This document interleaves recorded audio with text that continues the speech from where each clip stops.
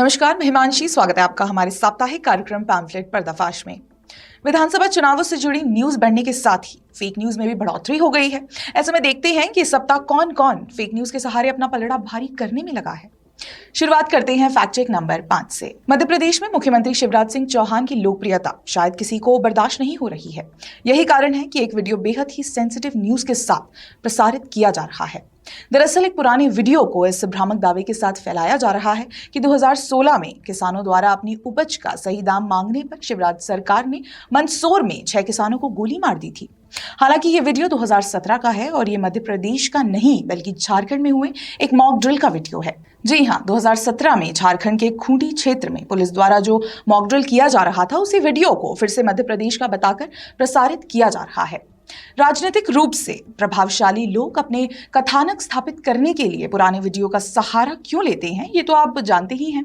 चलिए आगे बढ़ते हैं फैक्ट चेक नंबर 4 की ओर। चुनावों की बात चली है तो अब राजस्थान की भी बात कर लेते हैं। राज्य में 25 नवंबर को विधानसभा चुनाव के लिए मतदान होना है। इसी बीच सोशल मीडिया में एक वीडियो वायरल हो रहा है जिसमें कुछ लोग पेड़ से बंधे हुए नजर आ रहे हैं। वीडियो के साथ दावा किया जा रहा है कि राजस्थान में वोट मांगने पहुंचे बीजेपी नेताओं को लोगों ने पेड़ से बांधकर मारा। समाजवादी पार्टी समर्थक शिवम यादव से लेकर कई नेटिजन्स ने ये वीडियो शेयर किया है। ये 100% फेक न्यूज है। दरअसल ये वीडियो वर्ष 2020 का है। इससे जुड़ी एक रिपोर्ट जी राजस्थान के यूट्यूब चैनल पर है। इस रिपोर्ट वीडियो को 9 नवंबर 2020 को अपलोड किया गया था, जिसमें बताया गया है कि नागौर में पंचायती राज चुनाव में टिकट नहीं मिलने से नाराज भाजपा कार्यकर्ताओं ने मंडल अध्यक्ष को पेड़ से बांध दिया है। न्यूज 18 पर भी ये रिपोर्ट प्रकाशित हुई है। ऐसे में फैक्ट चेक से स्पष्ट हो जाता है कि ये वायरल वीडियो 3 साल पुराना है और बीजेपी कार्यकर्ताओं ने नाराजगी के चलते अपने ही नेता को पेड़ से बांधा था। फेक न्यूज का पर्दाफाश करते हुए चलिए आगे बढ़ते हैं फैक्ट चेक नंबर 3 की ओर। अयोध्या में भव्य दिवाली से समाजवादी पार्टी के नेताओं के दुख के बारे में तो हमने पहले ही बताया है, पर इस दुख में भी वो झूठ फैलाने से नहीं बाज आ रहे।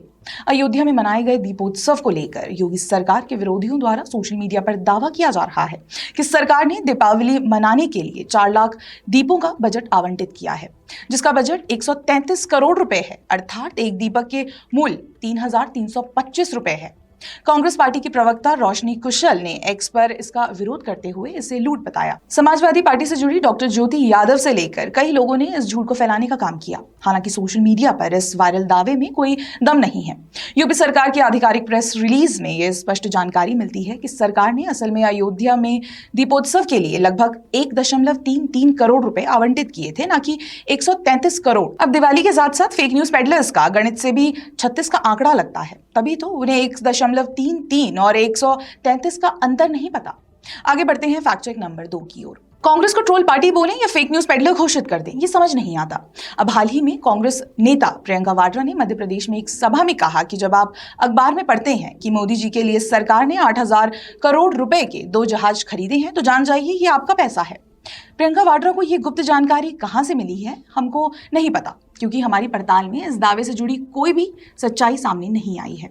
दरअसल जिस प्लेन की प्रियंका वाड्रा बात कर रही हैं वो प्रधानमंत्री का निजी प्लेन नहीं है, बल्कि अन्य वीवीआईपी लोगों के लिए भी इसे इस्तेमाल किया जाएगा। वहीं सबसे दिलचस्प बात तो ये है कि विमानों को खरीदने की प्रक्रिया यूपीए सरकार ने ही शुरू की थी। प्रियंका वाड्रा को अब अपने भाषणों को 2 बार चेक करवाकर पढ़ना चाहिए। आखिर निर्वाचन आयोग उन्हें उनके अनवेरिफाइड बयानों के लिए पहले ही नोटिस जारी कर चुका है। चलिए इसी के साथ आगे बढ़ते हैं फैक्ट चेक नंबर 1 की ओर। प्रधानमंत्री मोदी हर वर्ष दिवाली भारतीय सेना के साथ मनाते हैं। उनके द्वारा स्थापित ये परंपरा उनके देश के प्रति प्रेम और स्वार्थहीन सेवा को दर्शाती है। हालांकि उनके राजनीतिक विरोधी या आइडियोलॉजी डिफरेंसेस रखने वाले लोगों के लिए इसको समझ पाना मुश्किल है। यही कारण है कि वे इसमें खामियां ढूंढने के लिए झूठ का सहारा लेने से भी नहीं चूकते। अब इस वर्ष प्रधानमंत्री ने जवानों के साथ दिवाली मनाने के बाद बयान दिया कि वे पिछले 30 से 35 वर्षों में जवानों के साथ लगातार दिवाली मनाते हुए आ रहे हैं। उनके इस दावे से विपक्षी नेताओं की नींद ही उड़ गई है। साकेत गोखले, प्रकाश राज, अभिषेक बैनर्जी जैसे आदतन फेक न्यूज पेडलर कम पॉलिटिशियंस ने इसे झूठ बताते हुए एक्स पर लंबे चौड़े पोस्ट कर डाले। हालांकि सच्चाई ये है कि इन सब ने प्रधानमंत्री मोदी द्वारा दिए गए पुराने 2 बयानों को मिलाकर मनगढ़ंत झूठ बुना है।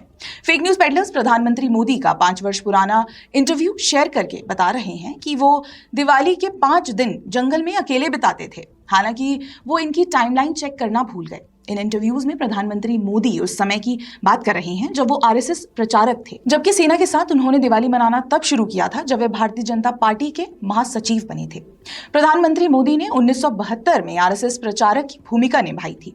अब प्रधानमंत्री नरेंद्र मोदी ने कहा कि वो पिछले 30 से 35 वर्षों से यानी लगभग 1988 से जवानों के साथ दिवाली मना रहे हैं। पीएम इंडिया वेबसाइट के अनुसार 1987 में गुजरात में भारतीय जनता पार्टी के महासचिव की भूमिका ग्रहण की थी और इसी के बाद उन्होंने सैनिकों के साथ दिवाली मनाने की परंपरा शुरू की थी। भारतीय सेना के साथ लेफ्ट लिबरल लॉबी कभी दिवाली तो नहीं मना पाई, पर जब ये सम्मान उन्हें एक जनसेवक से मिल रहा है तो वे इस पर भी प्रश्न उठाने से नहीं चूकते। चुनावों में गलत दावों से लेकर झूठी खबरों का सच जानने और रिलायबल फैक्ट चेक के लिए बने रहिए द पैम्फलेट के साथ। धन्यवाद।